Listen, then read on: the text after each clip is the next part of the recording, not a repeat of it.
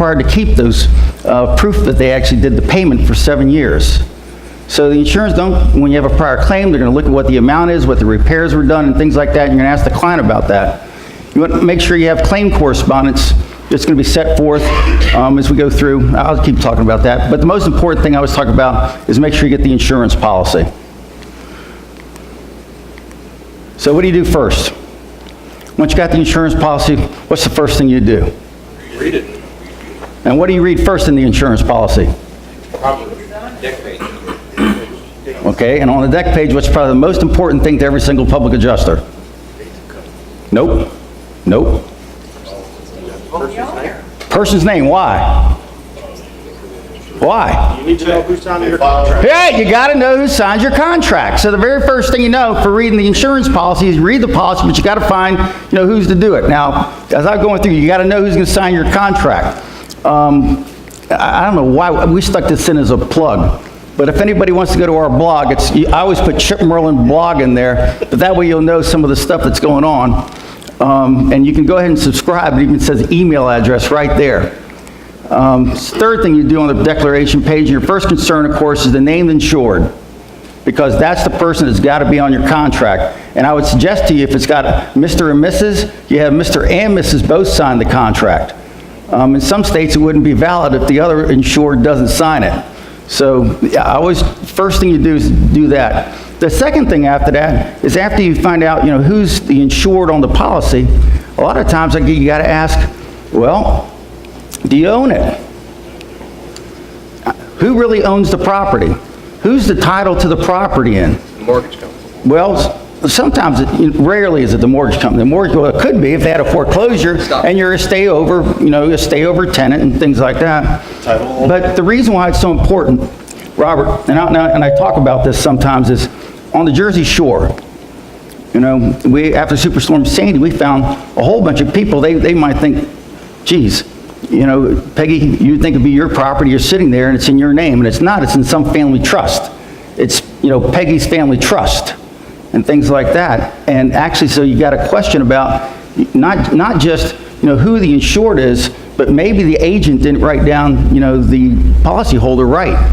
And so typically we find in affluent homes, number one, like on the shore and stuff like that, they'll put it in the name of a corporation and you have some issue.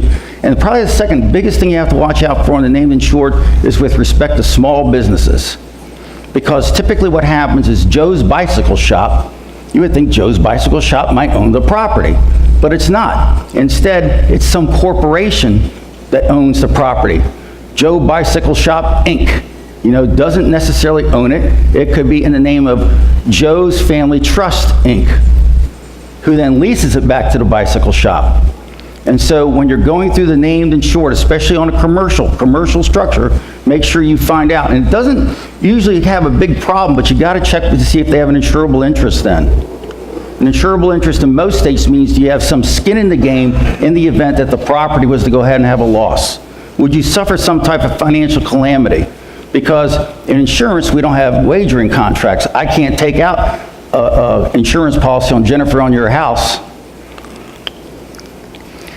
And everybody's laughing because the reason why, it might give some incentive for me to go burn down her house, right? Or have somebody else go do it. So the reason for that, and especially in insurance, you have an insurable interest, is to prevent against the moral concern that, you don't want to be knocking off people and things like that, or knocking off their property. So, when you're looking at this, when you're looking at insurable interest, you got to be concerned about, is the named insured actually own the property or not? And we're just even barely getting on, but you actually have to ask that question. And we have some cases you can get around. Some of it, I'm not going to spend a lot of time on it, but typically if it's not the same, that's the time you would call an attorney, just to make certain you're going to be in good shape depending upon the state you're in. You might even have a problem having to sue the insurance agent. But getting that named insured and knowing who that is, that's the very first step. On the commercial matters, you also have to check if you sign up Joe's Bicycle Shop in a strip mall, you better get the rental agreement between the strip mall and Joe's Bicycle Shop. What you got? Would a property management company get in the way of doing a claim? The property manager gets in the way. Usually if it's an association, they will. The property manager might help out if they're overseeing an apartment complex and things like that. But most of the time, unless it's an association, an apartment complex, or some, property managers take, their business is to help investors manage properties for the property that they're investing in. And part of those duties is a lot of times to take care of the insurance and stuff like that. What we are seeing is some property manager go out and buy insurance for like 50, whatever it is, apartment complexes, and then having their name as the named insured. And it does run into some problems, yeah. And as a matter of fact, there's some forms of insurance like with SEBA that we're trying to get a class action lawsuit on because we don't think it's actually a proper form of insurance. You can have group liability policy, you have group life insurance policy, but you can't have group property insurance policies.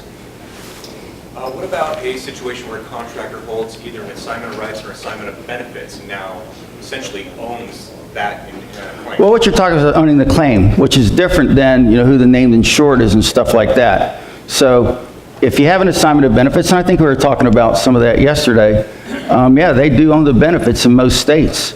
But you got to go state by state to see if that's valid. What's your particular question on it, though? So once you have the contractor owning the claim, your contract as a PA is going to be with the contractor, not with the named insured on the policy. Oh, I see what you're talking about. So the contractor has got an assignment of benefits, and now you're getting hired. He hires you. Well, I would make certain that you would have the contractor named, otherwise you're going to have a big fight about who gets the money. It's the same type of fight you might have with a mortgagee. Now, there's a couple states, that are real good. I'll say New Jersey's great. It's one of the few states that actually recognizes the right of a public adjuster with respect to a lien for getting up the money. But most states, it's up in the air right now. They're illegal in Michigan. What's illegal in Michigan? Assignment of benefits? Assignment of benefits by a contractor in the contract, where they ask the homeowner to sign that away and give them, the contractor, permission to negotiate with the attorney. Those contracts are illegal in Michigan. We're writing on our blog, if you ever get into a particular state, almost state by state, I think we're up to number 23 right now. You can literally put on that blog assignment of benefits and put whatever state it is, and they'll give you the answer, if it's valid or not. So, if you're looking for a good assignment of contract for if the buyer is going to end up getting the money, I would tell you that the best place to go to get it would be the local RIA Association, Real Estate Investment Association. These guys have already got the attorneys have already gone through it, and they're really good. All right.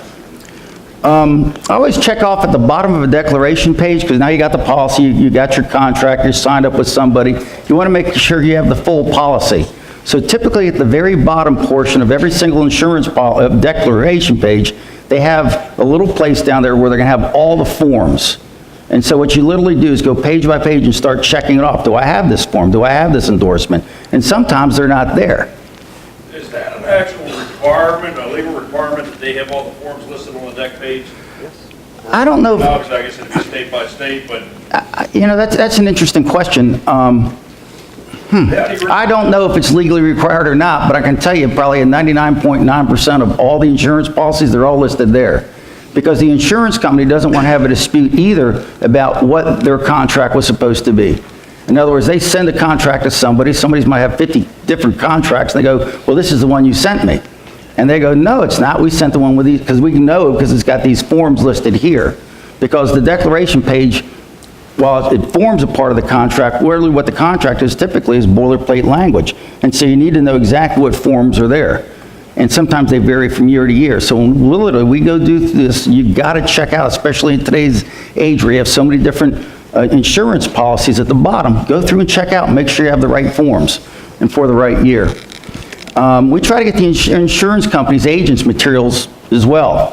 And sometimes agents' materials will show all kinds of things that they say this covered for this and cover that and a whole bit, and it helps keep the claims adjuster in check, because the agents love to say everything's covered just about, and of course the claims adjuster, what does he like to do?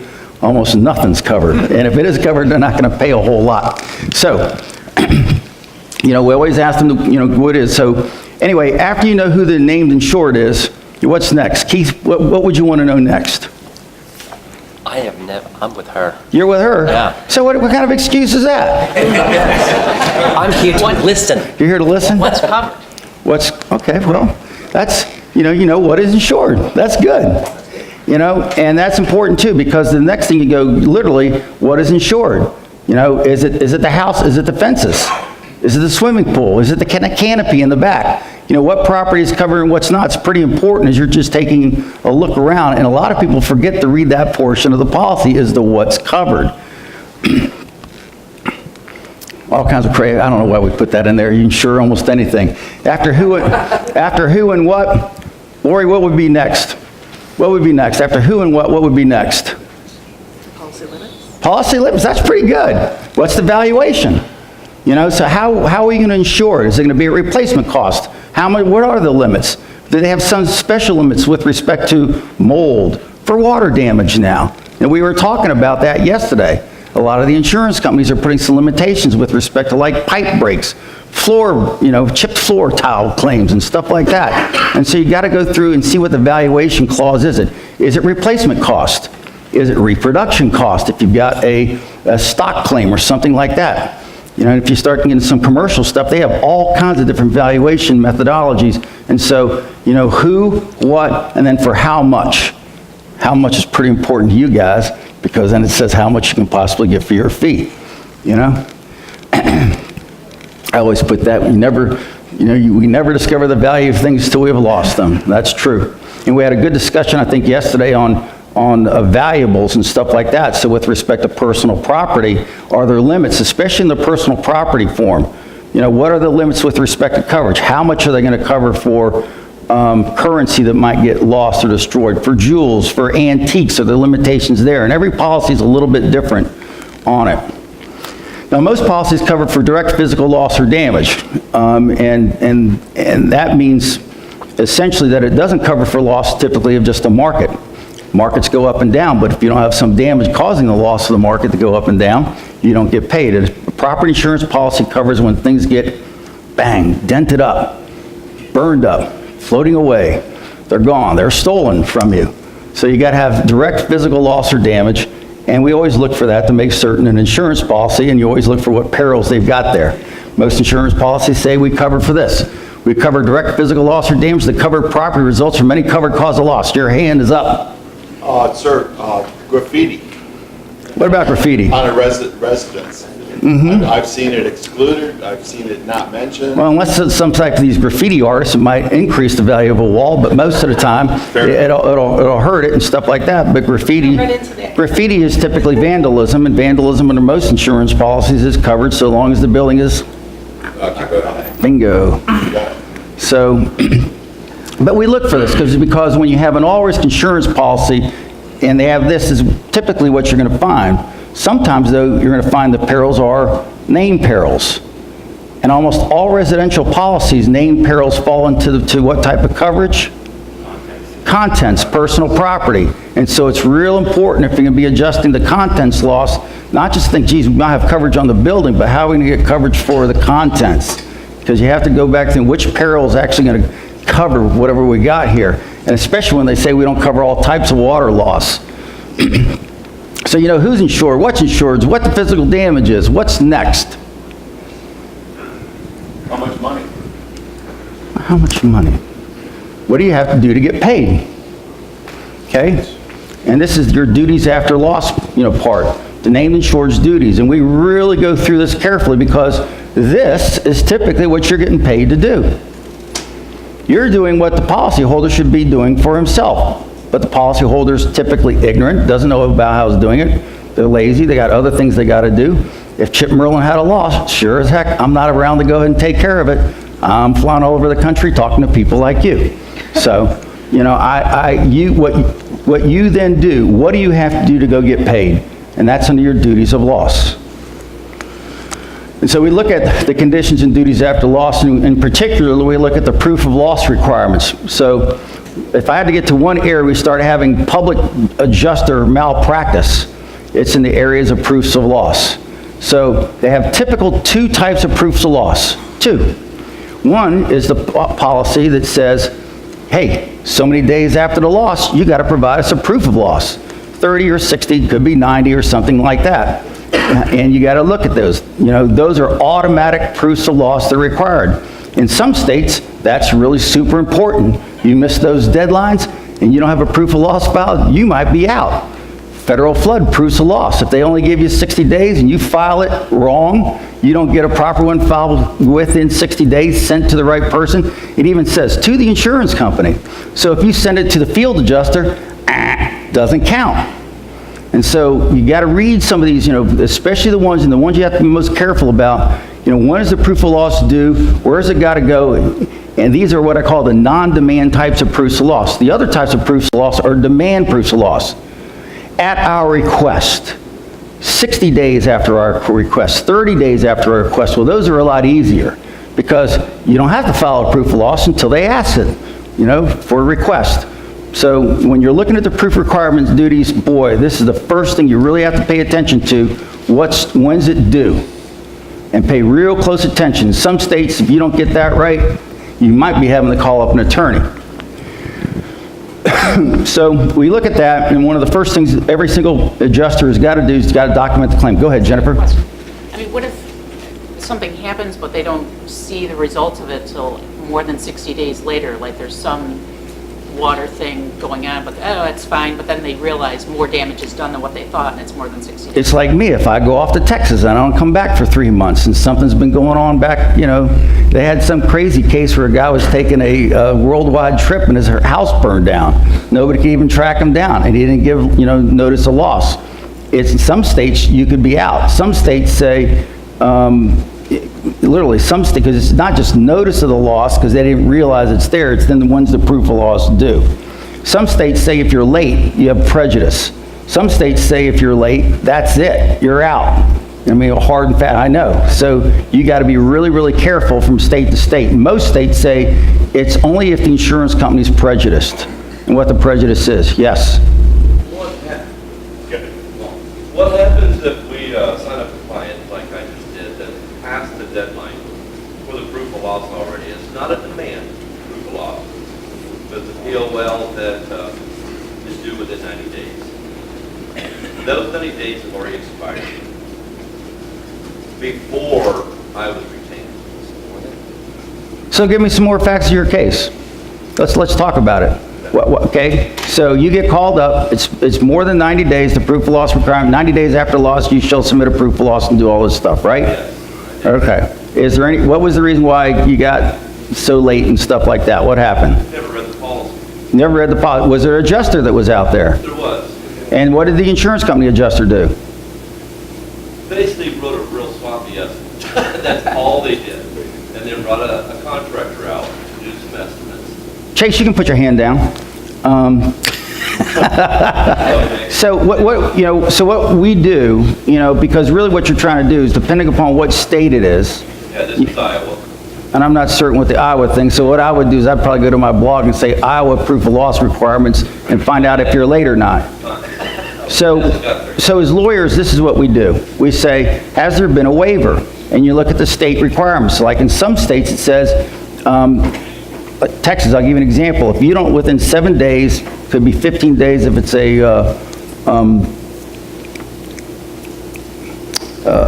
catastrophe, the insurance company's supposed to provide all the forms it's going to require for the policyholder. North Carolina has some similar, and so if they don't provide the form to them, it's waived. So we literally go through an analysis of, okay, what's the state, what's required, has the insurance company waived that 90-day provision? Was there some payment that's already been made, okay, without having a proof of loss filed? Was there? No. But I would go, you'd have to go through this analysis to see if, number one, has there been a waiver, either by statute or otherwise, okay? And then what's the state rule with respect to prejudice? If it's a prejudice state, who cares? The adjuster's out there, it hasn't been that long, since the loss, I take it, has it? Basically 2.5 months. That's nothing, the insurance company's been able to take a look at it, they were able to do their inspection, they were able to figure out what they think the loss is. What's the real prejudice? So long as the property's not getting worse. And that's the rule in most of the states. Now, Chase, you wanted to say something. I was going to get into waiver and what the state requirements were, but the other thing I would mention is to make sure your client is aware that this particular issue exists and it was something that was an issue before you got involved. That's a good practice pointer, absolutely. I did that. And what happened?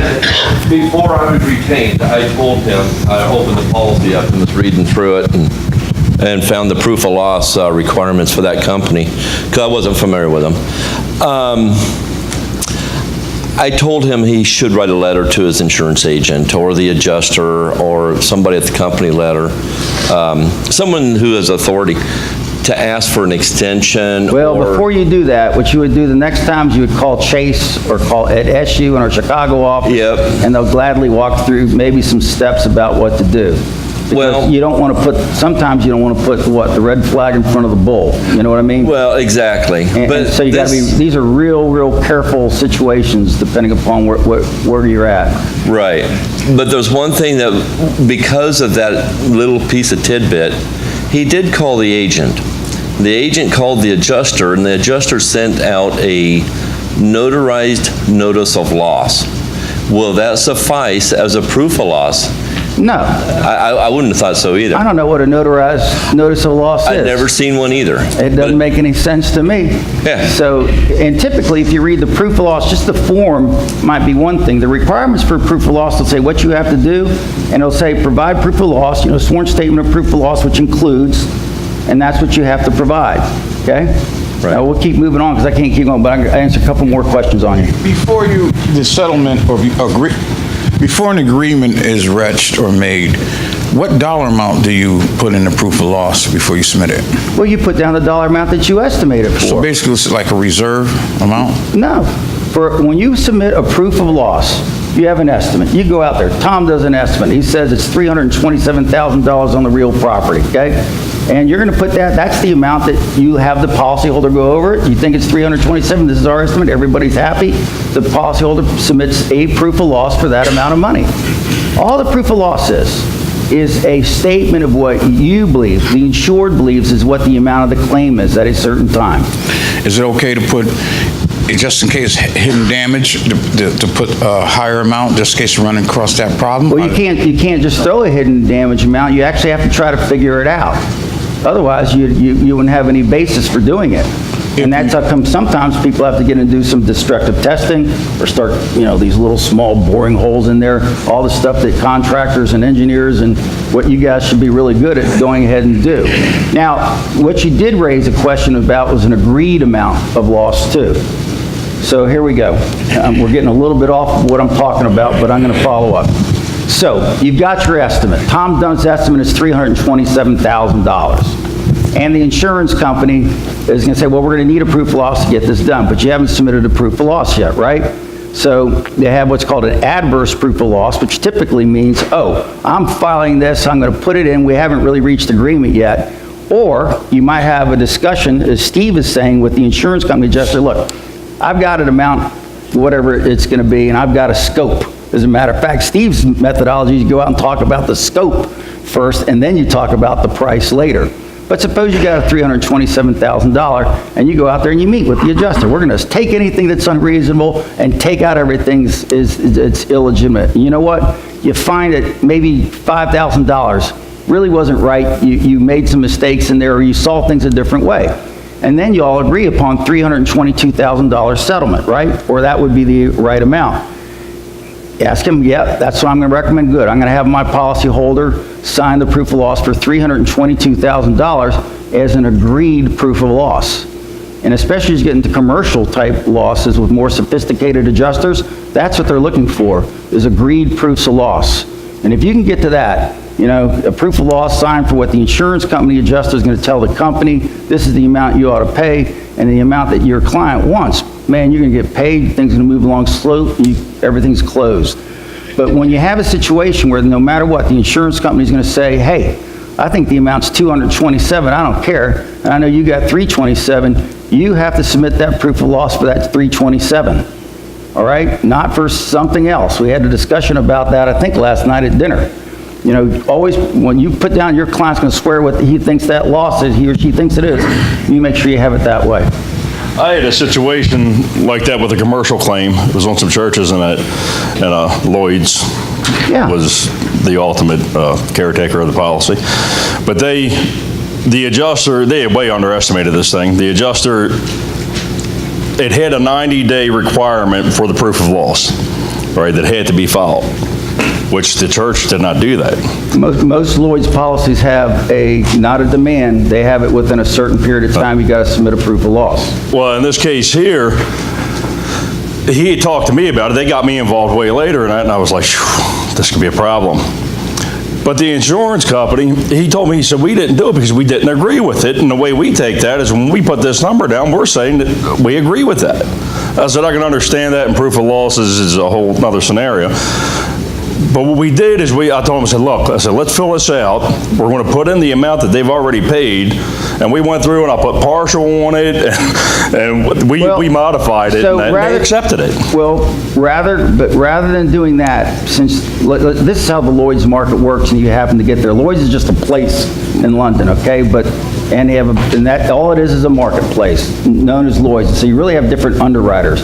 In the United States, almost all of them have independent adjusters that almost work as third-party administrators for the market. And the market is these various underwriters. You know what underwriter is? Literally at Lloyd's, they got it, here it is, this is the risk. And under a line, they'll put their name and what percentage they're going to take a bet on for it. And so you have all these underwriters under the line, under the risk.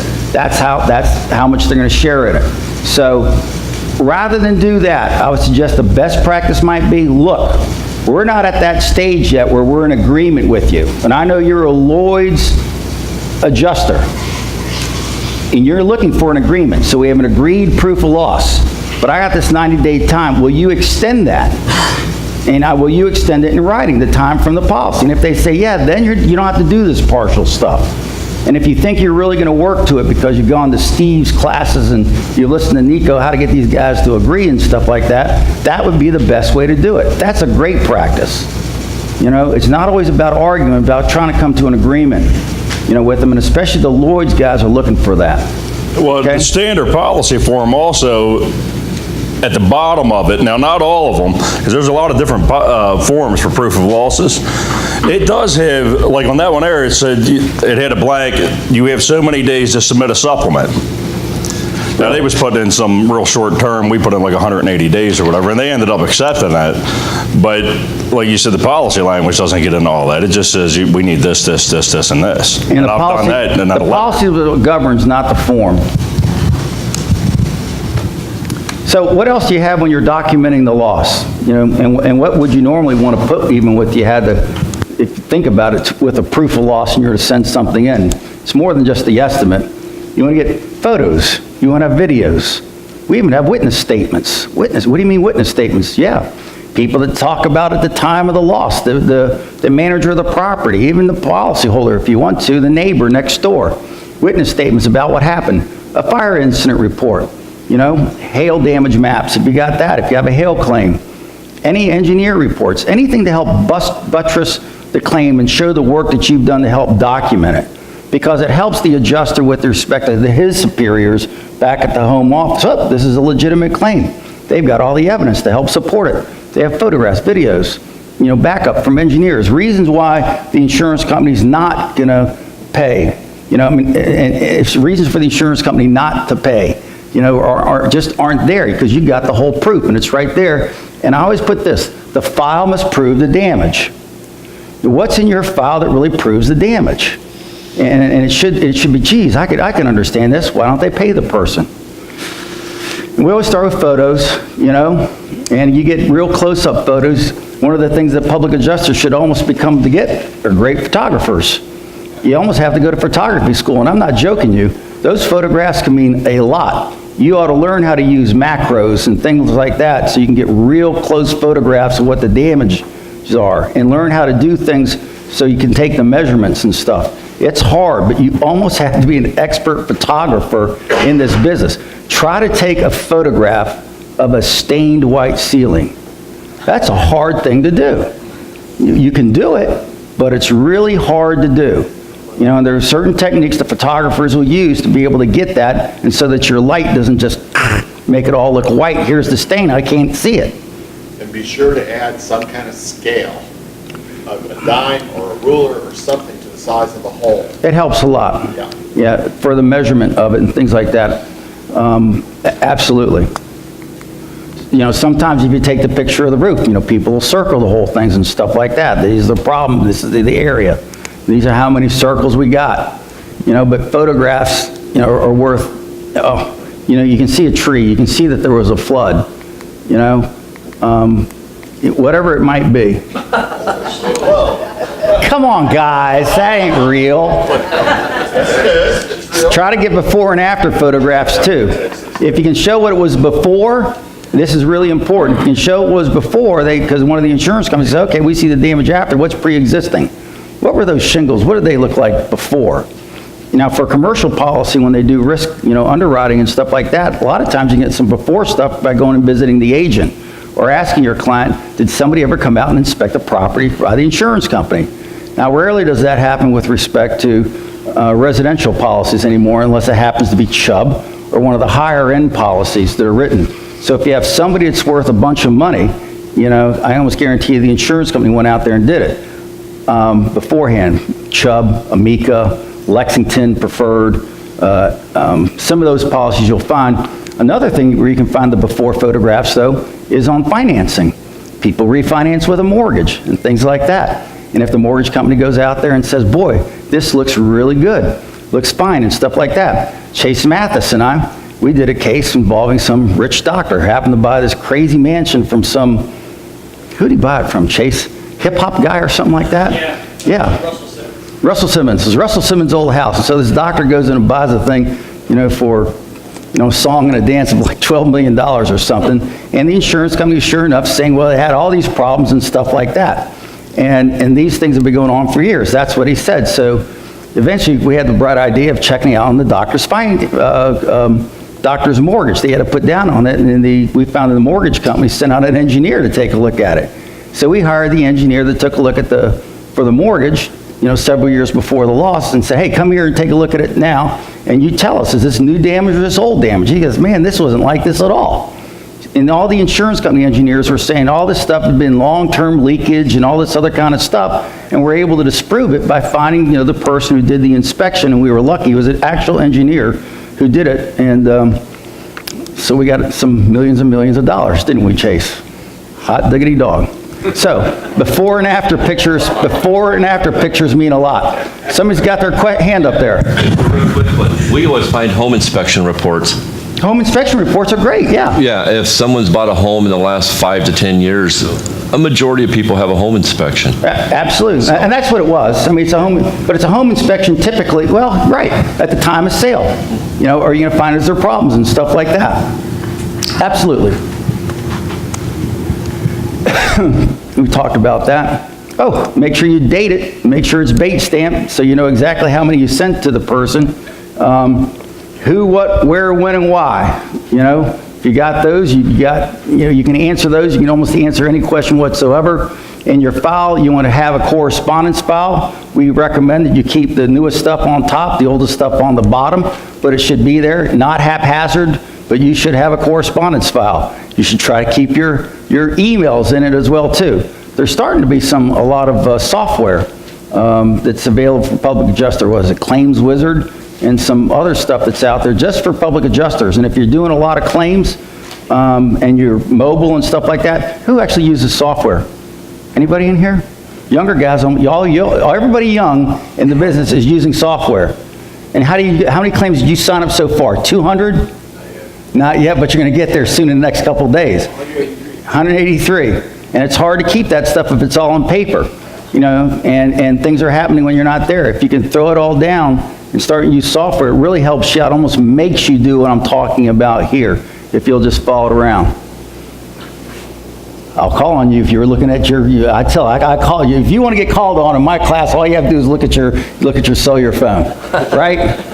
What's your name, Wesley? Wesley. All right, Wesley, we'll get you, man. It's built in SimSol, by the way. It's built in SimSol? Chronology of the claim.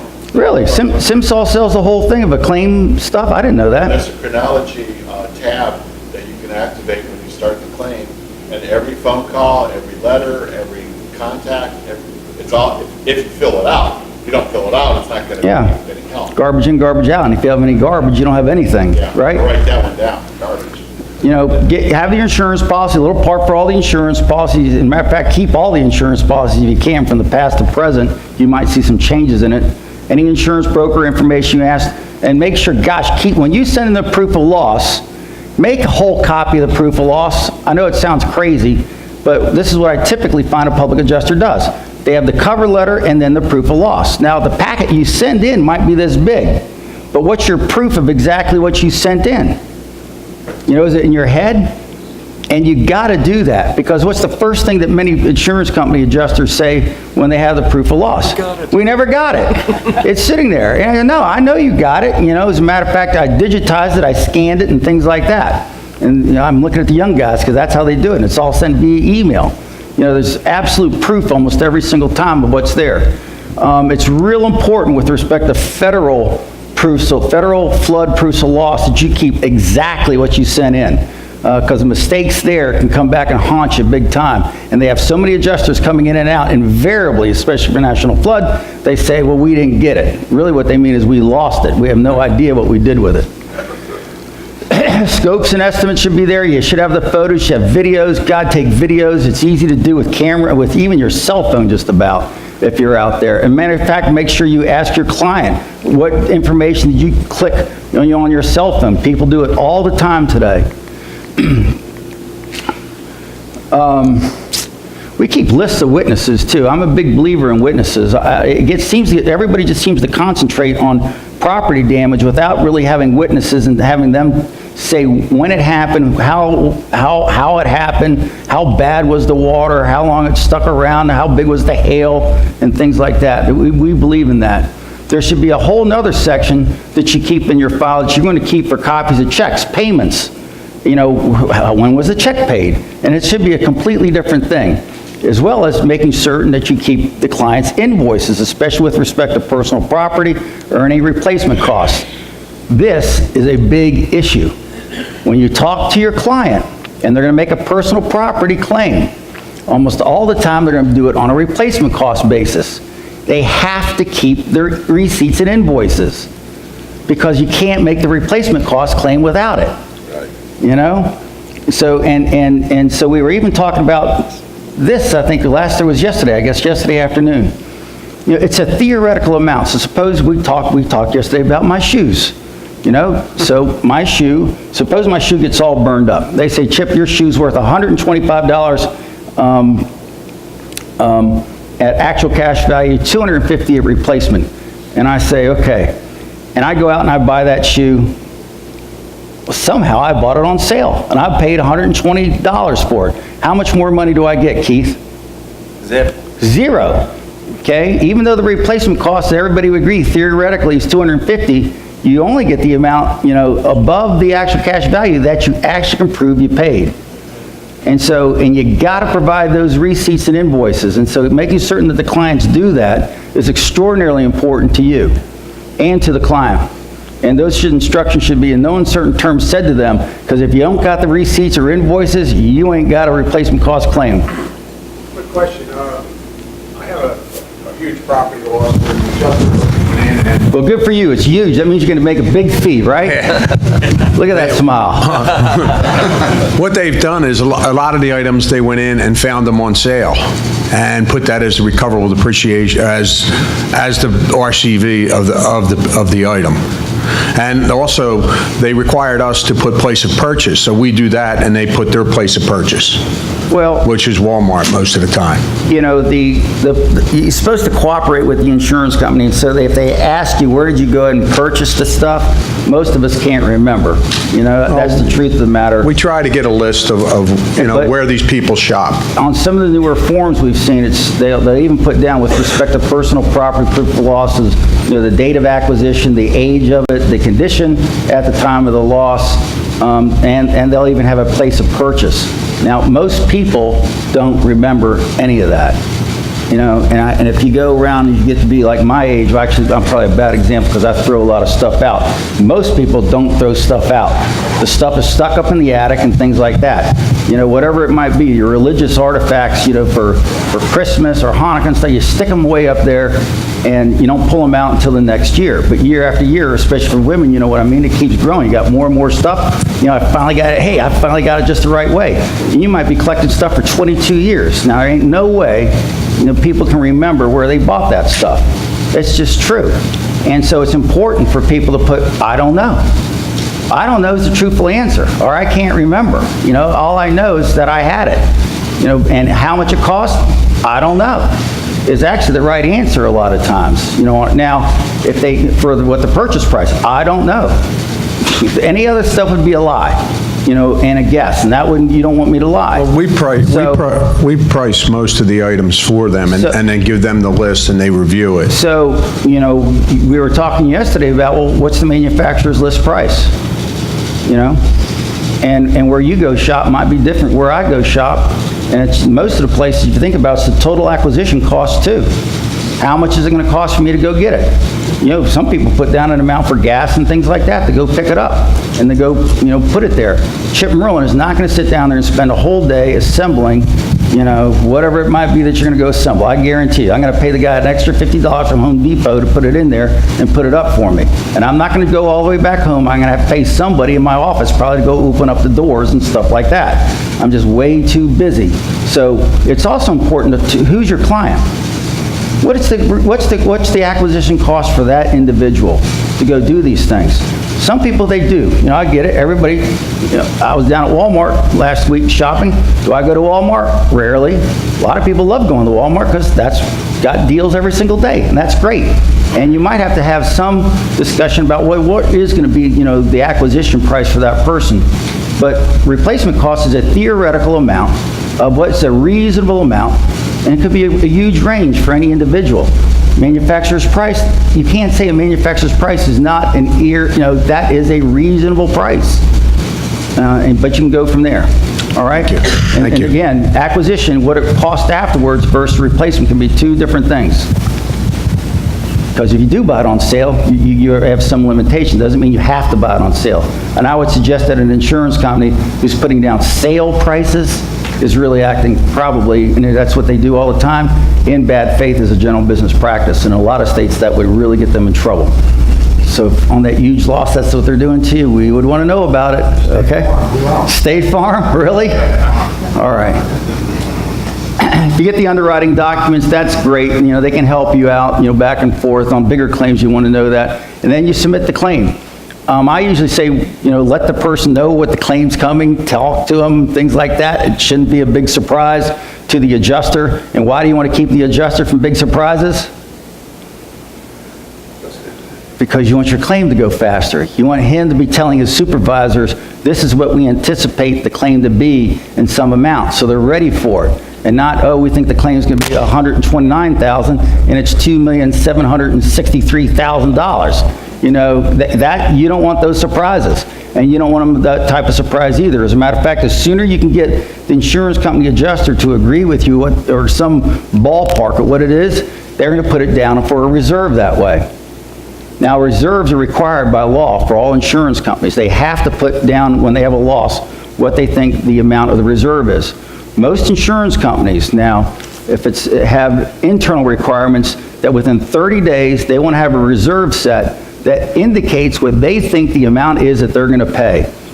And if it is greater, a difference than greater than 15, sometimes 20%, the supervisors want to know why that adjuster changed it so much. They actually get penalized for it.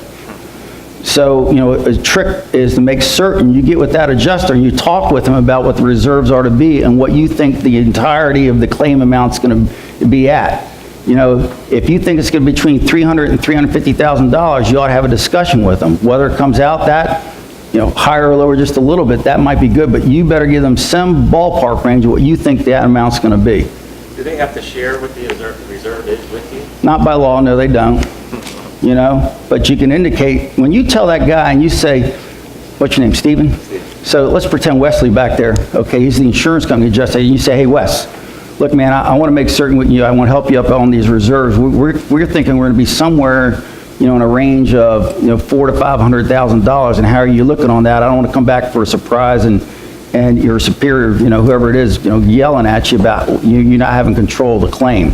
What you're doing is you're showing actually some empathy for him, and establishing that rapport, and that you know how the system works. Because that guy's got to get those reserves somewhere close. All right? They really do not like having huge increases down the line. What if they were ridiculously off?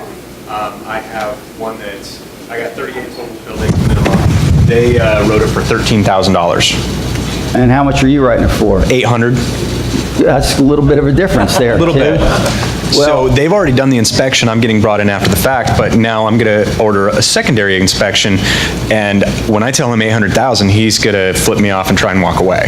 Yeah, he will, and especially if it's that first adjuster. Is it the person who did the inspection? Is that the person who is the adjuster for the insurance company? It's an independent, but I'm assuming he's the one that's going to go back, and I'm tempted to go after him for negligence with the insurance commission. Well, what's that, so you want to have a fight, and I'm pretty upset with what he did.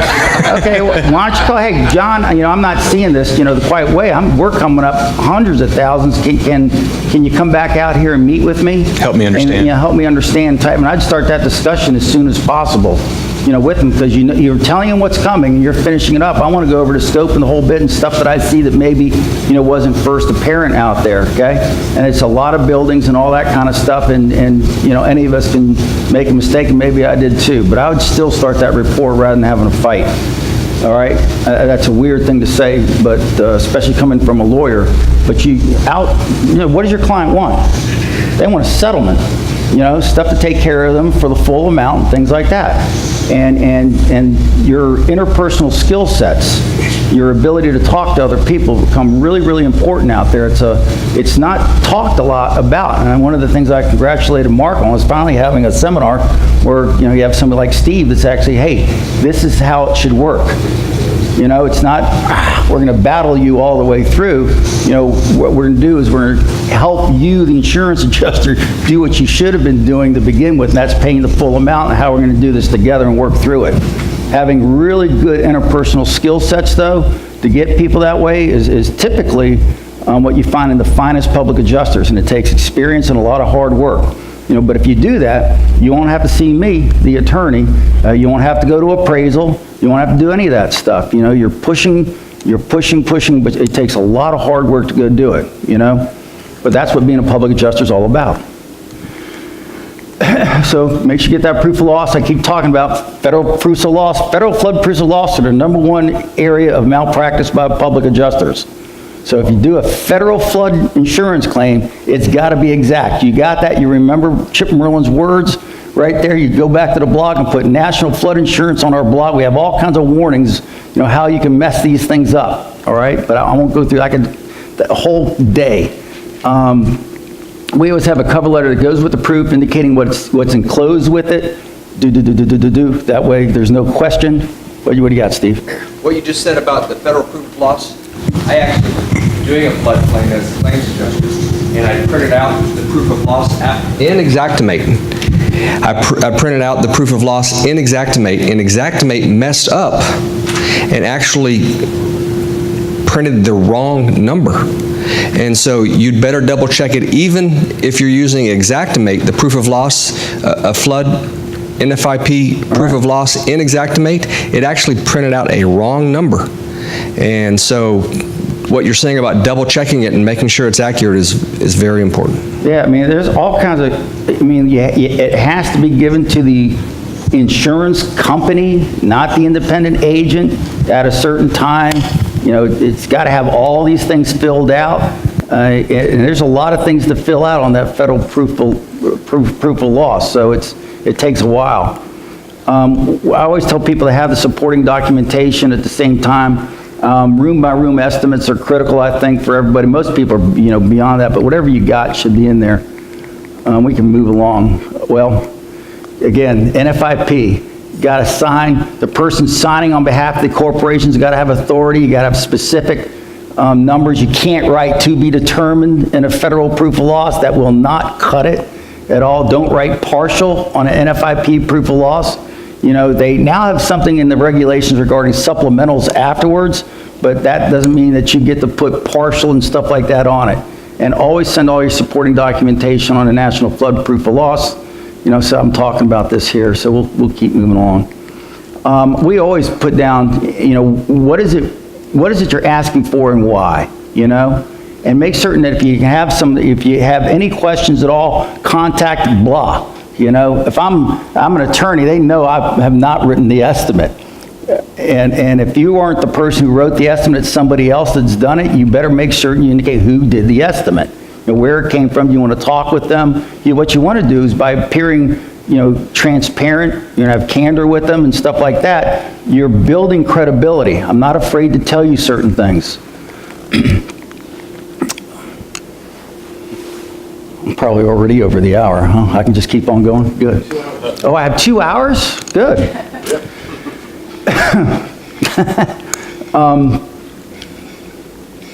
And I always put this, so the insurance company adjuster, and even if it's not the adjuster, what about the adjuster superior?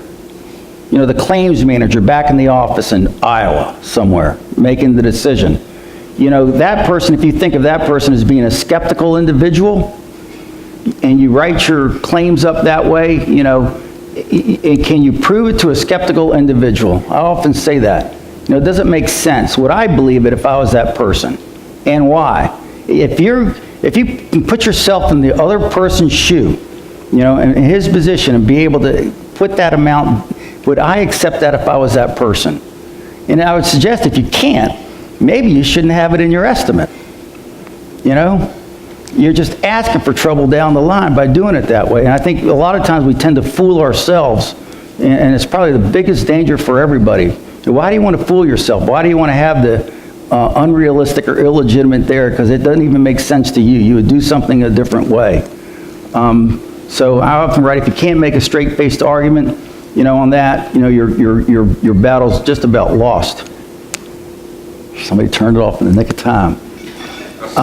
We have all kinds of, stuff, to be determined, and then the amount claimed, $8,843,000, on a partial, is that really, real? And we look at some of these things here, I just don't know. That's every single case is a little bit different. Your communications with the insurance company should almost always be professional. I know Nico is a little bit different, and he's not here, but and maybe you can get to be pretty good interpersonal, but if you make, if you want to make an enemy, it's real easy to do, but most enemies don't turn around and pay you either, and they're going to make life real hard for you as you go through. So the communications, with the insurance company, we suggest should always be followed up in writing, and we think you ought to keep that a log. Now, in SimSolid, can you put a log and notes in about every phone call that you've got? Yes. And this is where we talked about, yesterday, somebody was asking, Steve, I think you were asking about the discrimination, right? See, I caught you looking at as you're signing up number 184. But, all the comments that they might make, about your client, this and that, anything significant should be written down, no matter what it is. And it helps, even if you're not in the office and stuff like that, and your buddy next to you is doing the claim, because, you're out in your Ferrari somewhere with your brand new girlfriend, because you just settled, what, a $10 million claim you got, right, Steve? Chip, there's free apps for Android and Apple phones where you can get a history of every single phone call that you made out, and every phone call by phone number, and every time somebody tried to call you back and left a voicemail. You can get a hard copy of that.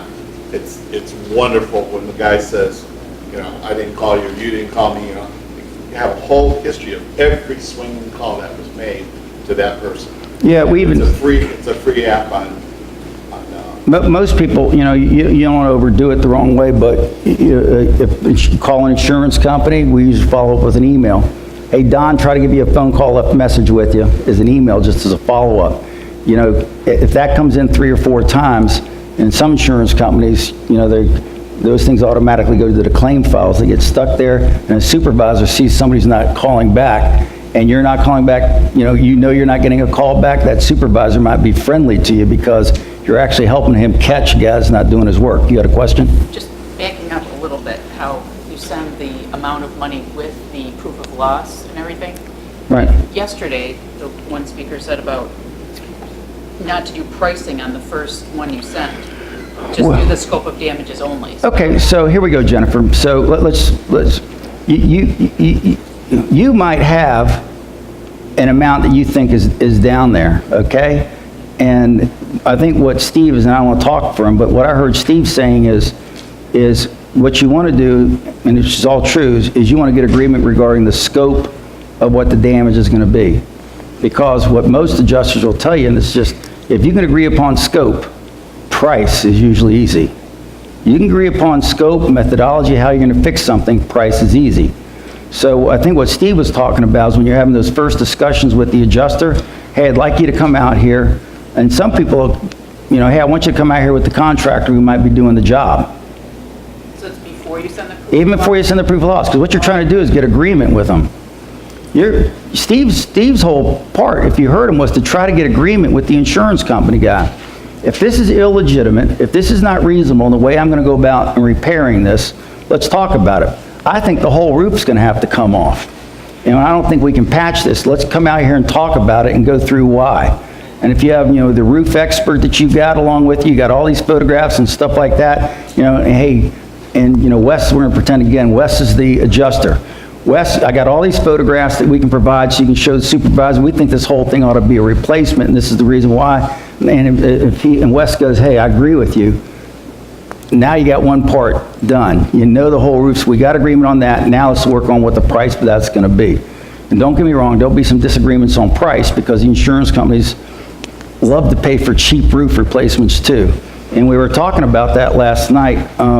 Nico said he was giving a speech at GAF, and there was a seminar I was at where GAF guys said 85%, it was 85%, even of certified GAF roofers don't put a roof back on to manufacturer specifications. And one of the reasons for that, especially in restoration repair, when insurance companies pay too little, the only way for a roofer to make money is to cut corners. Do things wrong, do things illegally, exposing their workers to falling off roofs and things like that when they really shouldn't be doing it. And that's not right. I really, a roof replacement should be done to manufacturer specifications. It's required by law. Okay, so what if the homeowner's already submitted a proof of loss before they ever call us? And now you're hired. Yeah. And you go out there and they submit it for like $10,000, you're hired, and you're saying it's $110,000. Okay. Yeah, well, you bet. Remember if they've already submitted one? Well, if they have submitted one, you're going to make a corrected proof of loss because that's not the right amount, right? And they've sworn to something that's a lot lower. Or you might say that we're going to have to make a supplement. And most people make supplements. My Miami guys walked out the door there, but they're the kings of supplements, aren't you guys? Absolutely. So we're making a supplemental claim for things that really weren't discovered to begin with or the policyholder overlooked for one reason or another. But you're going to have to come back if they eventually a proof of loss can get filed for that amount, for the new amount. Right? Tone, be professional. Don't, when you're pissed off, you're really mad, do not send that email, do not send that letter. It's always got to be professional. Try to put yourself in the place of the other guy if you possibly can. What do they got? And I often say that doesn't mean you got to be a weak flower either. You want to be firm, you be authoritative, but you can't be condescending. There's some public adjusters, I don't no idea the reason why they do what they do, but then they get just a horrible reputation.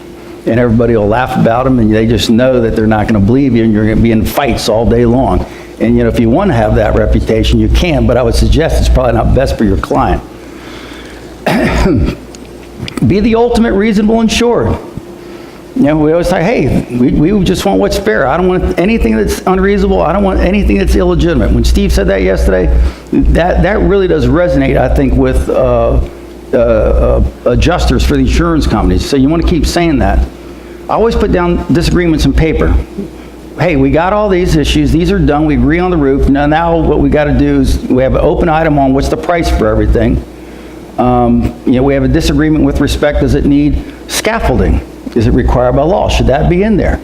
Should the estimate include stuff for tie-offs for the roofers up there or not? Whatever it might be. But you want to have if you have a disagreement, spell that out, make sure you get the agreement spelled out as well too. No name calling, that's probably the biggest thing I got, man, but I've just over and over and over, name calling. People do it all the time, can't help it. I think we put here, assume that everything you write will end up as an exhibit in front of a judge or a jury. Okay? And so how would you want to, how, if somebody else was to look at it, what would they think? You know? What would they think? Don't do it so it's just, hey, it made me feel good to write that this guy was being just nasty, but you come across nasty too. You should never use the word bad faith. You should, when you write letters, you should never use the word bad faith. It's not going to help you out. You had a question? Yeah, this is funny side that this one restaurant that we go to a lot, it's a little coffee shop, and the girl didn't realize that I was going to ask for my receipt, and she was upset that day, and she wrote, you know, person would like the salad and an effing side of bread. EFFING. And didn't think I was going to ask for my receipt, so yeah, it'll come out, and now I think I complained, I think she's fired. We contacted the owner and said, we know, here. Don't write it down So if you don't want it. Don't write it down. Don't say something, so that's good. Never use the term bad faith. Don't threaten somebody. You're just asking for trouble. Keep the phone logs, you know. Call adjuster. Now you have some phone logs. Call with insurer, left message for adjuster. This is a good phone log. Spoke with the adjuster. Sarah Smith, water remediation. Insurer refuses to allow drywall to come out, and they plan on talking to the remediation company. Adjuster Smith called and said the insurer is not cleared ALE coverage for the rest of the week. You know, this is a lot more in detail rather than just, you know, what it is. Called Jay Jones. They are living at a hotel with 3 kids and concerned about the mortgage and additional living expense. So you're even documenting what your own client's telling you, you know? And these types of things maybe should be said. You know, they came from a 4-bedroom home, and now they got 3 kids that are living with them in a 1-bedroom place at a hotel. You know, most people would think that's just not right. And when you put it down in writing and the insurance company adjuster's making them stay there because they're not agreeing to pay for any additional money, it's all written down that way, somebody might get in trouble for it. Document your understanding, reiterate all phone conversations you have with the adjuster. We talked about this is what happened and the whole bit. Don't make it up. Don't make it up. Be completely honest in what happened in the discussion. Don't try to be cute and make it your way, you know. You want to say exactly what happened. You know, on phone conversation, you have agreements, especially when you have agreements, memorialize them so you can move on. Make sure you have the disagreements. Again, you should be able to state your position, and I say explain why they're mistaken, but this is the way you do it. And this is, if you want to take a note, this is the way you do it. My understanding of what you're saying is this, blah, blah, blah, blah, blah. And if I'm wrong, let me know, okay? But that's the reason why my understanding of what you're and why you're taking your position is this. And that way, hey, you know, if you're the adjuster, hey, he gets it. He understands what I'm saying. Now, you didn't say you agreed with it. You know, as a matter of fact, you're probably going to go check it out. But after you check it out, you might find out they're right, you know, which goes a long way. But at least you're able to reiterate, you know, what the disagreement is and why the insurance company adjuster is taking that position. Stick to facts, you know, don't make the facts up. You don't have to do that. Be truthful. If you want to have, you know, topics not discussed, you know, I usually try to do that in a different letter. You know, we have a difference of opinion regarding the roof. My understanding is this. We're going to address that, though, completely different. Because you want to try to keep your agreements moving along. You know, then you have a completely different thing. Hey, I wanted to follow up on the disagreement with respect to the roofs and your belief that the roof shingles blowing up can be don't have to be replaced. They'll just go back down into here. And then when I talk to it, and then you have a whole letter about that. I went out and talked to an engineer of roof, talked to a manufacturer, GAF. They have an actual white paper on this. He explained it to me, and I got it. Here's a copy of the white paper, and it says when, you know, shingles get, you know, moved up, they don't come back down right away, and they won't adhere, and they recommend that they ought to be replaced if they're more than 5-year-old shingles, you know? And if that's what it says, that's what it says. Now what's the insurance company adjuster going to do? I don't know. Did you, yes? I always tell the guys that, and the gals, is that if you get a letter from the insurance company about what they're not going to do and everything else, that you don't send that automatically to the homeowner. You send your reply letter to the insurance company, a copy of that to the homeowner, so that they see both sides. You don't want to sit there and have them think that you're not addressing it. And I hear what you're saying. You might have, if it's going to take, though, for a period of time, because you should have an obligation to keep your policyholder updated about stuff and things. Suppose it's going to take 2 or 3 weeks. You know, I might say, Mark, then what you do, I would suggest, I think most people should, hey, I got the letter from the insurance company, it's going to be coming to you. We're going to be addressing it back in 2 to 3 weeks, but it's going to take a little bit of time to go do it. We don't think they're right from, what it is, whatever it might be. But it's a heads up, so that way they're still kept in place. But if you're immediately replying, yeah, then you want to go ahead and send it at the same time to see that you're doing what your job is and not just, falling down on the job. Know your statutes, know your insurance codes, but you can't practice the law. And what do I mean by that? If you're in a valued policy law state, and it says that your total loss is a total loss by fire, and you're going to get paid, you better know that if you're in a valued policy law state. You ought to know what the regulations say with respect to what insurance companies' timeframes are to do certain things and things like that. What about quoting statutes in our letter? I'd be real careful about that. So look, you could put down pursuant to the valued policy law, I'm making a claim for the total loss because I think it's a total, damage, blah, blah, blah, blah. What you can't say is, this particular law means that, okay? And you can't use it as an argument. And it gets real close sometimes on things where you step over and start making out, when you start pulling out case law and stuff like that, and this means that, and da-da-da-da-da, and the whole bit like some public adjusters do, you really should not be doing that. That would be the practice of law. I'm not saying I see it all the time, and most of the time you don't get called out on it, but boy, if you ever did, that's the last thing you would want to have. If they sent that off to the Department of Insurance and said, this public adjuster is practicing law, you don't want that. That would be horrible. So you got to be real careful on it. Sometimes I tell people, do this, you tell them you called me, and I provided you this, and I want you to send this to the insurance company. Hey, you're going to pretend you're the adjuster again. Mr. West Adjuster, I talked to Chip Merlin, he sent this to me and the whole bit, da-da-da, maybe you want to have your attorneys check this out too, but we think our position's right based upon what, Chip said, and here it is. That you're not practicing law, you're just taking what we've given you and things like that. Okay? Yeah, I put it in a letter before, but I didn't interpret the statute. I just said, I have concerns based on the statute, and that was it. That's all you have to say.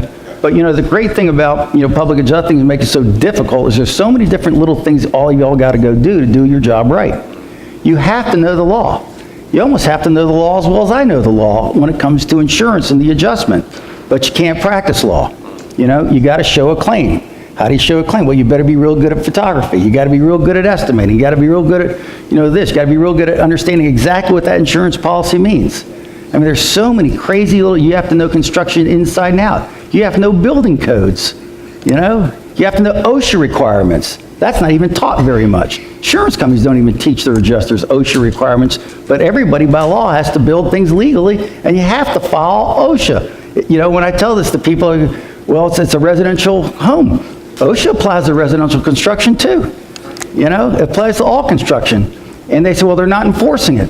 It doesn't matter. That'd be like saying, somebody's driving 195 miles an hour and ran 3 people over drunk, but the cop didn't arrest them. Does that make it legal because the cop's not enforcing the law? No. You're still driving way too fast. You're driving drunk and you killed 3 people. It's all illegal.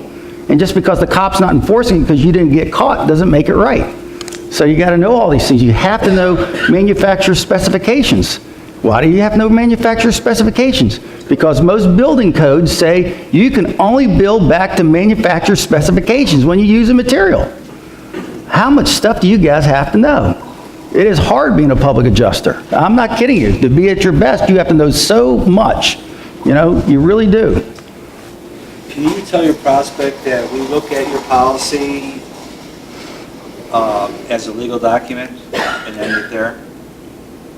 Well, you're going to tell your policyholder, well, it is a legal document. I mean, it's a contract. Right. But you as a public adjuster, I don't understand it, but if you that kind of just. Well, that's not practicing law, though. Okay. You can read, you can interpret your own insurance policy. What you can't interpret is the law that goes by it. Okay.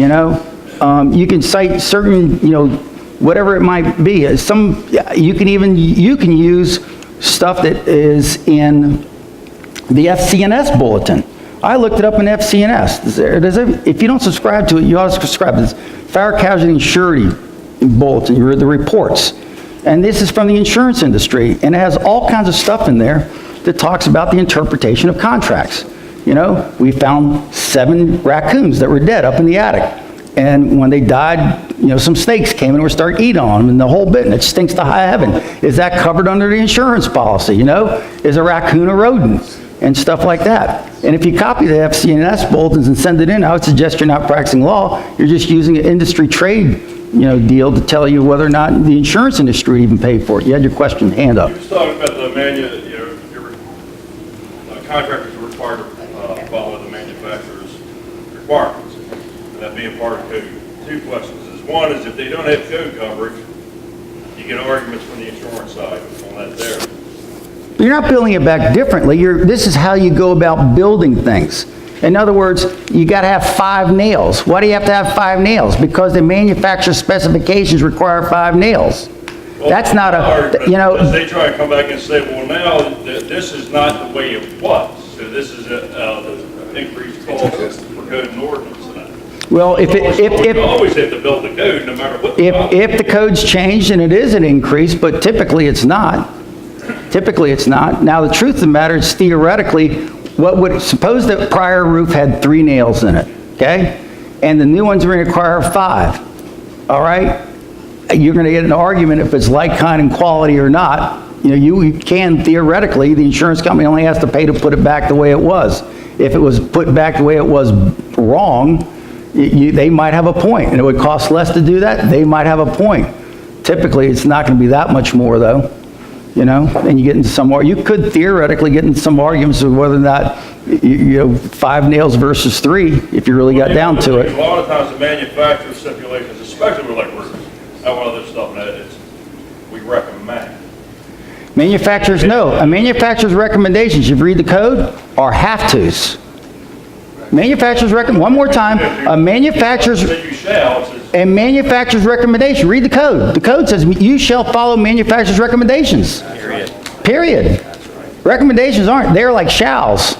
Yeah, yeah. Who determines the codes?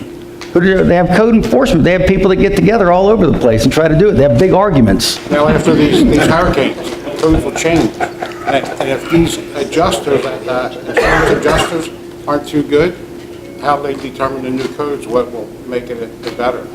Well, you mean, so like after Hurricane Andrew, you know, we found a lot of buildings in South Florida weren't being built strong enough, and so they had a whole new wind code that started coming out in 1996. They then made it stronger in 2000. They made it stronger again in 2002. The code has almost little changes, you know, as you go through all the time. And so the building codes are constantly changing, and typically what goes on is contractors associations are arguing against increases of code because the more stringent the code is, the more costly it is to build something. The more costly it is to build something, the less people will build. And so, you know, there's a lot of discussion right now about how do you build buildings right along coastal areas with respect to flood and things like that. But there's huge, massive arguments that go on in industry about what the building code should be. We have a section called Adjuster Expert Reports, and in there, all this extra information you talk about that they need to be able to track down, it's being worked up and it's being put in there. It's growing literally exponentially. Well, Mark, that's really good that you have that information, because it's kind of, if you had it for all the adjusters and stuff like that, you know, but that's, honestly, that's where a lot of the money gets made and where a lot of it's missed, because the insurance industry has almost no motivation at the claim level for having their adjusters to know all this stuff. An adjuster that's ignorant, an adjuster who doesn't spend too much time looking for damage, an adjuster who's, you know, has too much work to do, is usually an adjuster to underpay claims, and that's usually what most insurance companies want to do if they want to make their profit goals. Somebody had a hand up, and don't get me wrong, they have profit goals, guys. I mean, they absolutely have profit goals. They have operational stuff and the whole bit. I didn't hear his question. Mark's comment was that in his association that he has, the organization he has going on, they're putting together a library of these type of materials that will help you like the explanation about manufacturer's recommendations are actually by code, their code requirements. You have to follow manufacturer's recommendations. Sometimes they say you have to follow manufacturer's recommendations unless the manufacturer gives in writing an exception to it. Some manufacturers won't let their items to be repaired. They don't want to, like a crane, and we can talk, if you can't repair the crane, they don't want the crane repaired because they think it'll break down and kill people, and they don't want to get sued for it. They'll tell you to go buy a brand new one.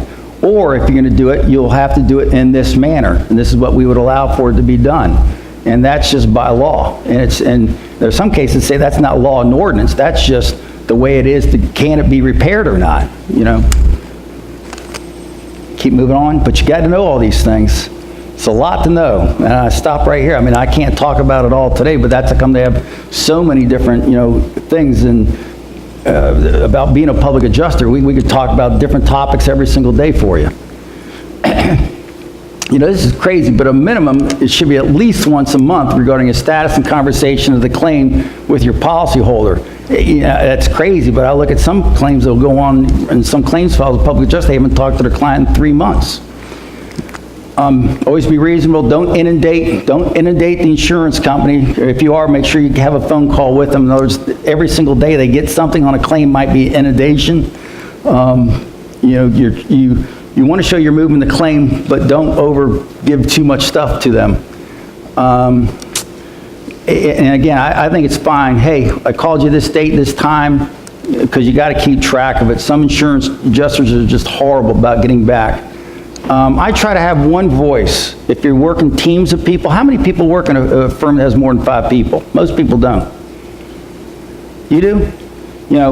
Who's the person, do you designate one person on a claim to talk with the insurance adjuster, or do you don't? I try to do it with just one voice, that way you have somebody who's really knowledgeable about the claim, and you don't end up with, oh, Joe said this and then John said that. You get in trouble that way a little bit. So I try to speak with one voice if you can. Everybody's got to know the previous communications that go on with the insurer. That's one reason why you keep claims logs. So Steve, when you do take off for that month-long vacation in the Ferrari with a brand new girlfriend, your buddy right there can take over because you kept a real good claims file. So let me give you what you don't want to see. This is from an actual public adjuster file, and the public adjuster file wrote, "Do you deny that your attorney, Richard Knapp, is a liar?" No joke. That's what the guy wrote. So that's not good. Hey, can your allegedly Asian partner and Asian employees read the following excerpts and tell me you are not bald-faced liar? Who also took advantage of a common Asian English language fault? Wow. This is from our Los Angeles office. So you don't want to write stuff like that. That just should never show up, but it can get pretty bad. Again, don't practice law. Shouldn't show that in there. Show support for your position no matter what it is. And actually, when I say evidence, this is the contractor who first came out and wrote up an estimate. This is from the contractor writing in a review of this roof. All damage came from wind and rain. Evidence of rocks are all around the house. By the time the adjuster gets out there and you get out there, there might not be rocks all around the house because they're all cleaned up. But the first guy who was out there saw them out there. And so whatever you got evidence, you want to make certain that you provide that, with it, especially if you don't have photographs. I always look for this, are you developing that professional relationship, and your file should show that. What you don't want to have is that.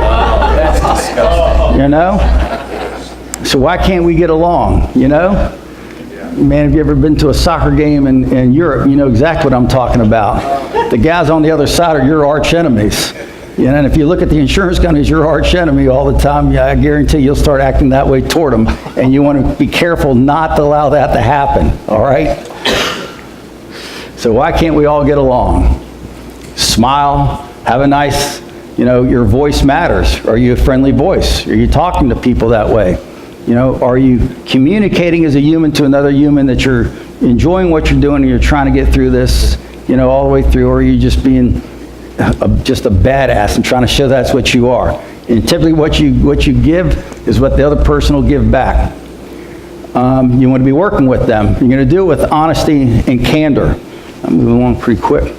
I really do believe that. I think if you do your job in an honest way and you're transparent about it, you really have nothing to hide. And you'll feel good about what you do too. You won't have to make things up. You know, I sometimes, and if you just honestly can't say it to yourself, you really shouldn't be pushing it, you know? Inspection of the insured property is probably one of the most important aspects of the job because that adjuster wants to be shown. They want to look around, they want to see it, and if you can get that adjuster out there to go through the inspection with you and agree to it, you have a whole opportunity. You might be with them for 2 or 3 hours at a time. Pretty important times, aren't they, Steve? And that's what Steve's whole discussion about, well, I think was yesterday, and why his types of classes are so important. It's not the type of stuff that I really teach because I'm not out there doing it all the time, but I do know it's important. And the more you prepare yourself for it, through training now that's available, the more you think about what the other person's going to do and how well you do when you're out there is real super important. And inspections are really, really important when they come out there and you do them together. I always try to keep things professional as much as possible with them, and you can be chummy, but it's still, you know, business got to get taken care of. We talked about that. So this is communication. You're going to document the loss, you're going to document the disputes, you're going to explain your positions so everybody knows what they're at. You know, you're going to use the golden rule. Treat people the way you would want to be treated yourself. Boy, if you do that, most of the problems tend to go away. I sometimes even ask the other person to do that, you know? Yeah, sometimes I say, look, John, I got to explain this to your customer. So can you put yourself in my shoes? What am I going to tell them, you know, when they're faced with this situation? You know, and because you're pushing the guy. Now, most people, they get it. They can apply them. They put themselves in the shoes of the policyholder. They wouldn't like it either. And when you write letters that way, sometimes they come across, you know, almost like, you know, sheep, you know, just about, and people will change. And I write, what would I need to pay the claim? If I was that adjuster, what would I need to pay this claim? You know, what's it going to do? I sometimes ask, what do we need to do so that you will pay the claim? What do we need to do so you're going to settle this lawsuit? What do you need from me? Okay, I'll go get it. You know, it might, well, you don't have an engineer's report that, you know, goes on this particular issue, whatever it might be. You know, we need some documentation to verify that price. Where are you getting your pricing from? Whatever it is. How would I want to have my mind changed? If I was that person, how would I want to have my mind changed? You know? Suppose you took that position. Wes, you know, you're taking the position, you know, it's only $123,000 and we don't need to replace half the roof. What would I need to have my mind changed? You know, and you want to go through that. You're about to say something. I would use third-party documentation. Third-party documentation, and it's a real good way to go do it. That's what you would look for, right? Absolutely. It could be a question, what do I need to help your supervisor pay the claim? Give you approval to pay the claim. It actually removes it one step, you know, from it. It makes it less personal to the adjuster you're dealing with. Well, what do I need to do so you can get your supervisor, so he'll say you can pay the claim, we can move and get this thing closed. Get it closed. Insurance company adjusters like what? Closed files. Why do they like closed files? Because every month they're getting what is their openings, what are their pendings, and what are their closed. And typically they almost work like the Army. How many people have been in the military? You have little platoons, usually 6 to 8 people, right? That's exactly how the insurance companies work. And every month they come out and here are the statistics. Hey, John got, 10 cases closed. Mary got 15 cases closed. Other got 30 claims closed. John wants to get claims closed, because if he don't get claims closed, he might not get a promotion. He might not get his bonus, quarterly bonus. He might not get his yearly bonus. He might not get what he really wants. So getting their claims closed is something that they've got to do too. Now, the problem is they can't get their claims closed for too much money. And the way the insurance companies today, they track what they call severity. Severity is the average amount that's paid on the claim. So if they pay $100,000 to you, and they keep paying $100,000 to the next guy, but the other adjusters are settling their claims for $50,000, they might say, what's your problem, Wes? You keep paying $100,000 and everybody else is paying $50,000. And if Wes were to stand up and insurance company say, well, I'm paying them the full amount they're owed, you'd probably get fired. Isn't that bizarre? The guy who pays them, the full amount owed gets fired. So they're really, I feel for them as the field adjuster. On the other side, and me saying that to you, maybe you'll feel a little bit for them too. But they are absolutely graded on how many cases come in that they take care of. They're graded and tracked on what they pay out on claims. And all these statistics come out. And computers are amazing. All these statistics are shown, and they're shown to the group. So there's a lot of group peer pressure on them to perform. And the performance for them is how many cases can you work and close out, and usually for the lowest amount. I hate to say that. Excuse me? They track what they call leakage too. Well, in the leakage, so leakage is a term developed back in actually the 1980s. McKinsey and Company either stole it or came up with somebody else. USAA actually was one of the first. And so leakage is the theoretical amount that should have been paid on a claim versus what insurance companies think was the overpayment on a claim. And they call that leakage. And it comes in various ways. They've even been tracked by not keeping control of the insured and allowing the insured to go to a public adjuster. No joke. Call that. Well, they call it, they have a little thing, that's leakage. Okay. So they track it. How many times did you have a claim and it went to a public adjuster? In other words, not that the public adjuster was there when you first went out, but after a period of time and a public adjuster gets hired. And so it's really, and when you get down to it, it's the management claim is called control of the insured. So they don't go to an attorney. So they don't go to a professional, which is public adjuster. So that's because if you allow it to happen, statistically, they'll pay more money. That's known as leakage. Use of paper clips also. Well, use of paper clips? Believe me, they calculate that in. They might, but really it goes into techniques that they're looking for with respect to the payment of claims that they feel is overpayment. Now, the crazy thing is, like State Farm, they have people that'll just go around and ride around with the adjusters to see if they're doing the right job or not. And typically the ones that have the write-arounds and do this stuff are the adjusters that are paying too much. And so when they have these leakage reports come out for like overpayments, one of the things that we find in doing discoveries, we ask, well, what happens if you find there's an underpayment? And what do you mean? Well, if there's an underpayment, you go out there and issue a check back to the policyholder. You found that the, adjuster made a mistake and paid too little. No. Doesn't exist. That's not, right. They never, the overpayment is their concern, not the underpayment. It's kind of crazy the way it works, but that's true, and it's managed that way. File retention, every state's a little bit different, but you got to keep, and if you do practice in multiple states, you got to know what it is. What you got to keep is actually different from, I used to think the whole file had to be kept. Most of the time, it's a copy of your contract, the payment, sometimes a copy of the policy or deck page, and that's it. But many states don't require you to keep the whole claim file. But for how long you have to then keep them can vary. Some as long as 10 years, as a matter of fact. Some states it's just 3. So we got here, like Texas is 5, But, and a complete record of transactions, public adjuster for 5 years after termination of transaction. So, truth is on your side, guys. Show respect for the work, and be happy with it. You want to be happy, being honest and having the candor. Don't make stuff up. There's no need to do it. You got to keep almost all that. Oh my gosh, if you do a great job, you want to have testimonials. Hey, can you write me a letter if you think we did such a good job? You want to keep those things. You want to use yourself so you can go ahead and market, show other people what you've done. That also keeps the client from coming back afterwards, and if they did second guess themselves on something, you got a nice letter at the end. The easiest conduct to change is your own. You empower others by first empowering yourself. Your ability to help others get things done will be greater if you have a systematic way of getting things done by yourself.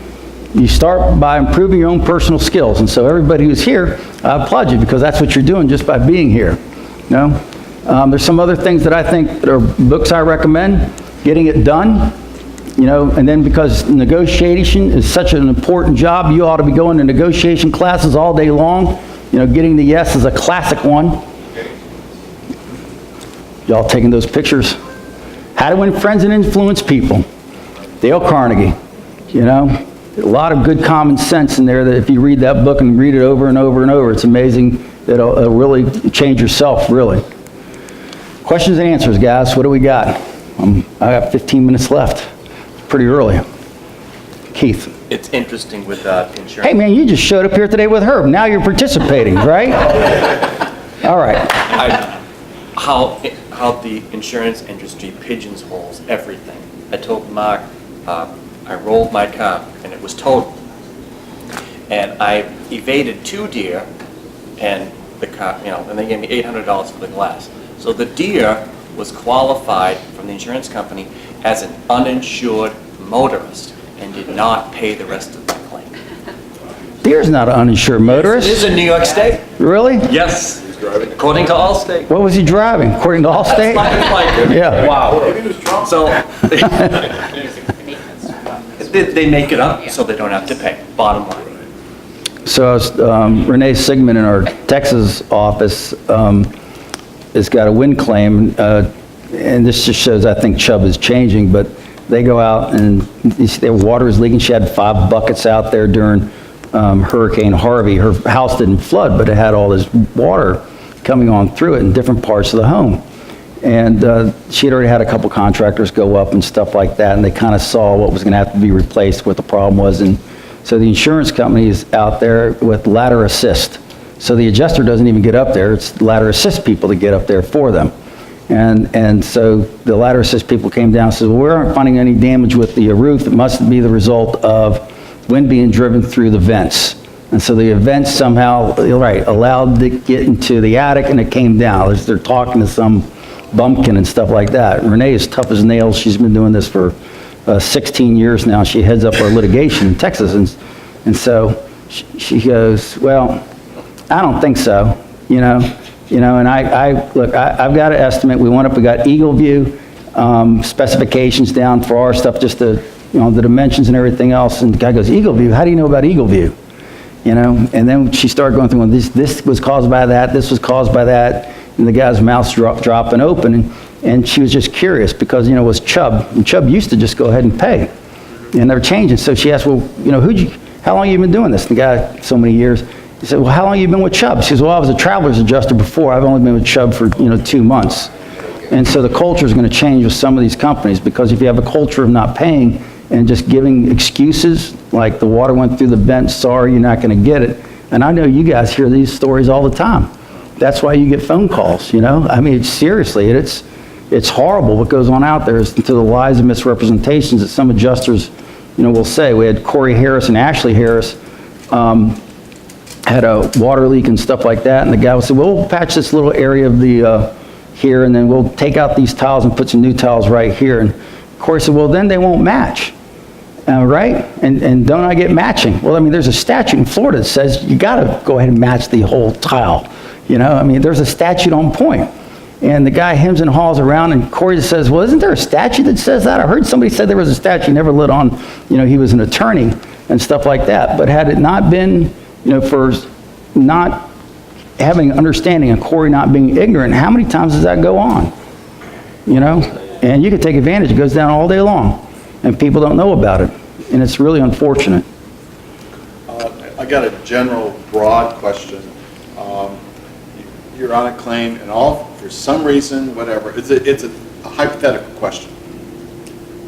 The insurance company is just not replying. They're not responding to your voicemails, not to your emails. It's just like they evaporated. And you're in week 2 of this non-communication wall. And now you're starting Monday, you're in week 3, and you haven't heard crap from the insurance company. They're not communicating back to you. I mean, it's a broad, general, hypothetical question. How can you break that logjam of saying, hey, You can write a complaint to the Department of Insurance. call me? You can write a letter to the Department of Insurance, copying that right there. You can write, I've seen, you go above somebody's head. I think we talked about that, at what time do you go above somebody's head. You can write a letter to the president of the insurance company. Blah, blah, blah, blah. I've had a call, look, this many times, and I'm not getting any response whatsoever. You write to the head of the insurance company. Now, if it's universal, the president might be happy that their claims adjusters aren't calling you back because you're a public adjuster. But most insurance companies, that just won't go. And when you start making complaints, we believe this, look, I'm complaining because this is not right. They have an obligation as a licensed person, same as I'm licensed, to come back and respond. If you're allowing this to happen, insurance commissioner, you got a problem. That's a complaint to a regulatory authority. You're putting the person's license in jeopardy by doing so, but you should call the person out, you know? They're claiming right now, Chip, that their investigation that they have initiated has not been completed. Well, we're in the week 4 of this, since the investigator came out and interviewed me and some other people. Week 4, we have not heard beans since then. I mean, so that's why I'm asking. Well, a lot of attorneys would say, call me up and stuff like that, but you know, and you can at some point in time, because eventually if they aren't talking to you, that's what it is. You know, but being ignored is not right. Typically, I write letters like this. You know, hey, if you were your customer and stuff like that, and you're not writing back to them, you know, would you like to be treated that way? I just, you know, I don't know anybody who does business that way. You know, and you can even write that to the president, a very nice letter. Dear Mr. President, if you see these letters, see these emails, you know, I'm certain you're very proud of your company, and I'm certain you don't want to have your customers treated this way. I can't imagine you would, but, you know, I can't get a response back from you, and I would like to know why, because your customer wants to know why, and I don't know what to tell them. Whoa, that's a letter, you know, it's a really nice letter. You would want to have it read to a jury back, you know, but it's a very professional letter. You never use the word bad faith or anything like that, and that might be more effective than, you know, writing to the Department of Insurance, you know, on it. But the guy, you know, they do have to respond. Look, we're still in the middle of this thing. I know this is what's going on in our investigation. Can you clarify why you don't want us to use the word bad faith? Yeah. But we use that to our advantage. It's not, because first of all, you know how many times insurance adjusters hear that? You know, they laugh. You know, all people always use it, and you don't need to. They hear it so often, they just let it go, because it's a threat is what it is. You know, instead, why don't you call out what you think's wrong? Let's make it up. You know, it might be bad faith, the fact of not calling you back, but, you know, just, John, hey, we're Wesley. Wesley, you know, I've been trying to call you up, and I know you're busy and stuff like that, but I've tried 5 times. It's been 2 weeks, and your customer's getting really upset, and I don't know what to tell them. You know, would you please, get any chance at all, give me a phone call, here's my number, blah, blah, blah, blah, blah. You know, you don't have to use the word bad faith, and by doing it that way and using, you know, rhetoric that is different, you know, now you're, you know, how would you like to be treated that way? That type of rhetoric, where people, if you write it out, it's powerful stuff. You know, bad faith just, wow. And they laugh. I swear to God, adjusters hear it all the time. Don't be that type of public adjuster. You had your hand up? You were just yawning. No, I've been yawning here. Okay, good. I was just thinking about that, when you say don't use the bad faith, they laugh, but also they probably will respond much better to you, because you'll probably meet that adjuster on another job. Yeah. Again. Yeah. Yeah. As a matter of fact, you probably will, and you'll have that chance to say, look, you know, I hate to call you out on it, but I need to do something to get you to respond. You might find out, you know, his mother died or something like that, all kinds of crazy things. You know, he's got caught having an affair, and he's trying to keep away from his wife so he won't get shot. I don't know. You know, there's all kinds of crazy stuff that goes on in people's lives that we don't know about. Do you have any other creative ways we can utilize case law or statutes without being busted? Yeah, call attorneys, and just call Chase in the back. Chase gets phone calls all day long, gets emails, you know, and I'll sit down there, tell the insurance company to go look at this case right here. Go to my blog and pick something out, and then let's talk about, tell them that I told you to send my blog to them. Okay. You know, that's not practicing law. You're not arguing. I've asked you to do something on my behalf. Chip said to go take a look at this. It's perfectly fine, okay? Yeah, because you got to really be careful about it, but that's how you go about doing it. A lot of times you'll have these third-party vendors come out for insurance companies, whether it's engineers. They're almost going to all third party. One of the big trends in the insurance industry is the insurance adjuster not doing anything. Of course, you probably thought that for a long time, but what I mean by that is, they're not writing the estimate, they're not getting on tops of the roof, they're not doing the inspections, they're almost becoming, the field adjuster's almost becoming the desk adjuster. Well, my question is some of like the ladder assist or roof inspectors and that don't write their little report form. Obviously engineers do, but I've gotten in arguments with insurance companies who said, well, I want to see the original report that was generated by that engineer or that roofing guy, and then you get into arguments when we don't have to provide that to you. Now, ultimately, I only hit that happened one time, and they ultimately did send it to me, but I have no idea if it was the original engineer's report or if it was an engineer's report that was reviewed, and then they said, you know what? Well, as Chase will tell you, because he got a lot of this discovery out in Superstorm Sandy litigation, almost all engineer reports are changed, and it just depends on who's doing the changing, okay? Because they do what they call, quote, peer review. But sometimes we found the peers were the account manager and not another engineer. And we also find not only that, but the estimates by the field adjusters get changed an awful lot by supervisors, even without the field adjuster's approval, which is probably illegal in most states, to do so. And the reason for that is the field adjuster's always got to tell the truth. His license is to do so, and if it's a licensed state. If it's a licensed state, he's got to always do his job pursuant to the law. Not if his boss doesn't like it, that's the boss's problem. If it's against the law, that person to keep his license has always got to do it pursuant to the license. But is there an obligation for them to provide that if you request it? It's probably not an obligation until litigation, but then what are they being? They're not being honest and transparent. And how trustful are people like that?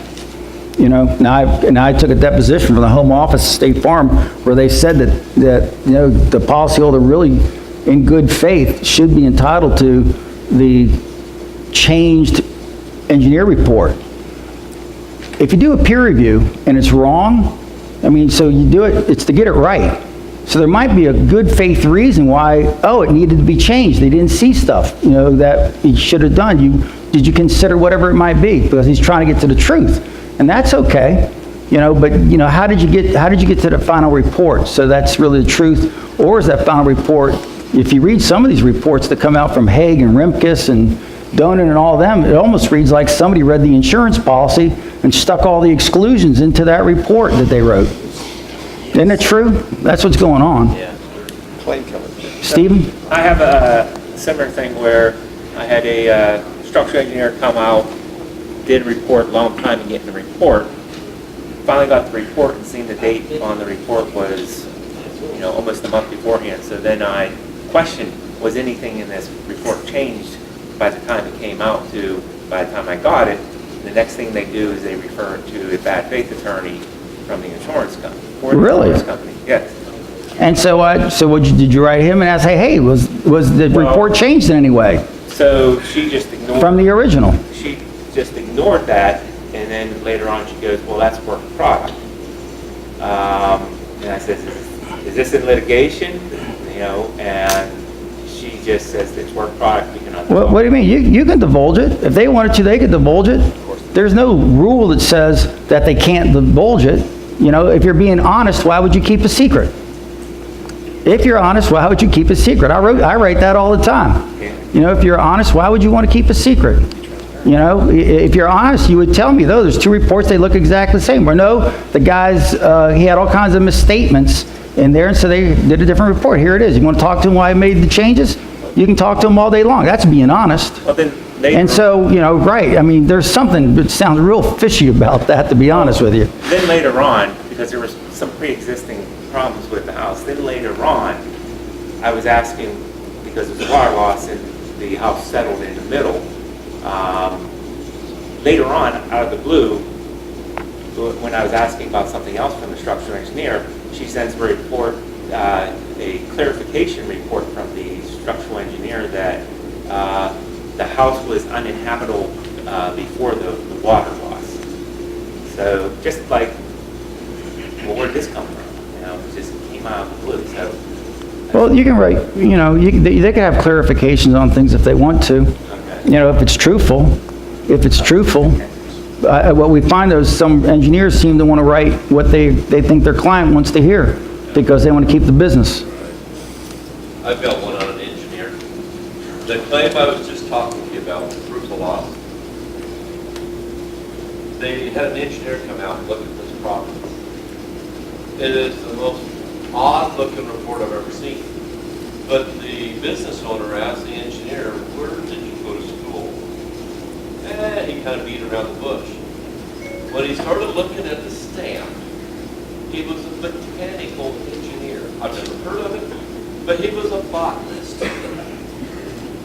Write an engineer report about structural damage. Wow. Have you ever heard Where? of a mechanical engineer?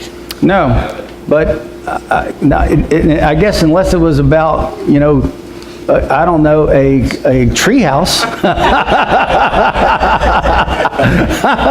You know, other than that, I don't know what it could be. But, you know, in most states, you can't give opinions about structural stuff. It's illegal, you know, just to do so in most states because states take structural engineering pretty seriously, and so do good structural engineers. Their first requirements to the public and public safety.